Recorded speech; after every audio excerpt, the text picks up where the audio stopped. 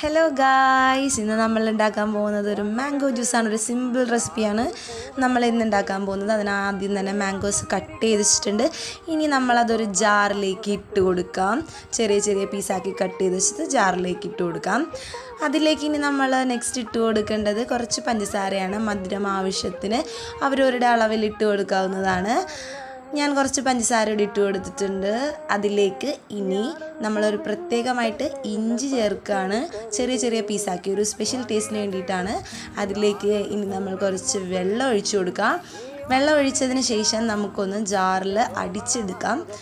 ജാറിൽ അടിച്ച് വന്നിട്ടുണ്ട്.